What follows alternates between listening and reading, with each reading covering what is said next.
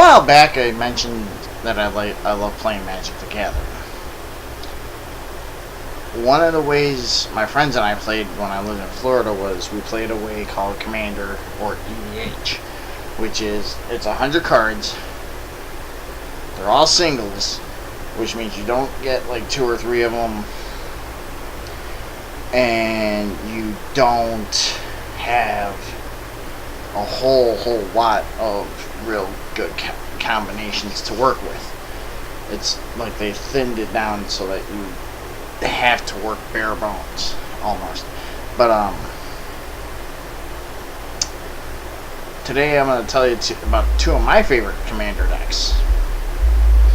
My Milling Commander and my Counter Commander. I'll get to what they each mean in a minute. The way Commander works is you have either a legendary creature, it could be a vampire, it could be whatever. You can have a legendary planeswalker, and you have to build a deck based around whatever that commander wants. Okay, sounds simple enough. Some commanders I have are based around things like control. I have a blue-white control deck where if you bring out a big creature, I can morph a 2/2 into what's hidden, and then it becomes that creature. And it basically kills that creature. The way my decks go, I usually try to find somewhat similar themes or ideas that go with it. For example, if a legendary creature is black, red, white, but it has haste, vigilance, death touch, I'm gonna look for things that have haste, vigilance, death touch,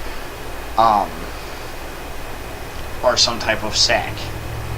Now, the first commander deck, which I actually had to mod these down, is my Mirko Vosk Mind Drinker. It was originally Phoenix, the God of Deception. This is my milling deck. Right here. Yes, it says Greg's Doombringer. I'll explain what that means. In this commander deck, there's actually a lot of different ways I mill you. I start off with, I play to mill your first couple of cards, then it goes to like half your library, but then I can also exile that graveyard if you play a commander deck where you can bring creatures back from the graveyard, so they're locked out of the graveyard. One of the things that I liked about this deck was the fact that there were multiple ways to mill you. Dreamborn Muse, which is if you collected the cards in Origins, she was in there, and it was you milled X cards, which was basically the cards in your hand. I threw 2 cards in there. Can't think of them off the top of my head right now, but they one is a win condition where if he's out on the field and I mill myself out of my library, I automatically win instead of losing, which is a great kind of like cheap way to win if you're gonna do it, but it also helps in a lot of ways. Second way it mills you is through this, like I said, through spells, through instances, through sorceries. There are some creatures. I had a grindstone. Or was it grindstone or was it millstone? I think it was millstone, where it would mill you for like 1 card. It was just taking forever to get those cards. You know, there was no counter to build up on it.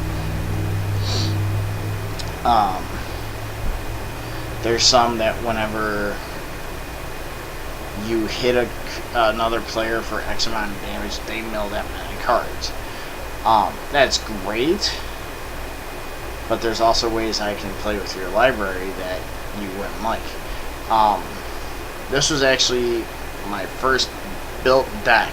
I just threw a deck together. I didn't know what the theme was at the time. I knew it was going to be something with milling. I knew that, and I knew I wanted something that was going to be kind of a slower pace, more it's a methodical way of thinking.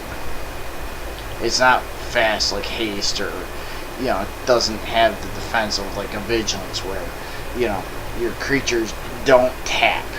Tapping means that when you use Griffin Dreamfinder, when it's on the battlefield, it comes in like this. When you attack, it goes tapped. Vigilance, it stays as like it just spawned onto the battlefield.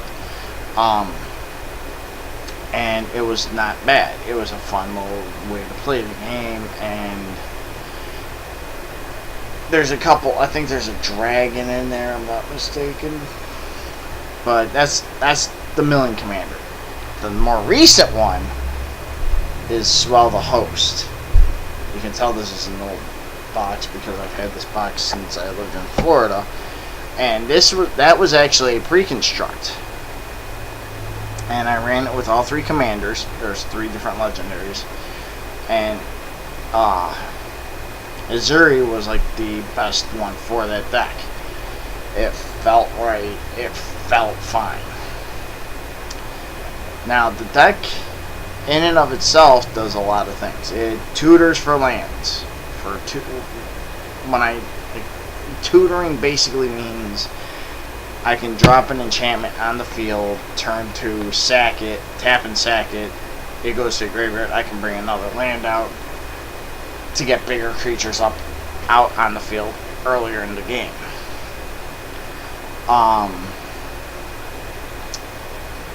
It also tutors towards, not tutors, but it also kind of bends a little bit towards token generation.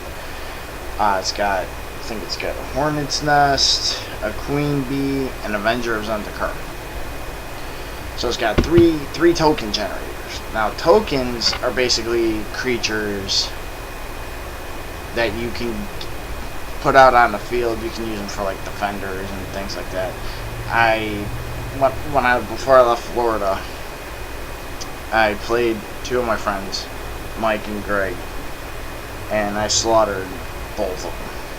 I left Mike alone because he was having mana issues all game, and I wasn't going to be a dick and be like, I'm just going to wipe you off the field first. I let him try to get something out.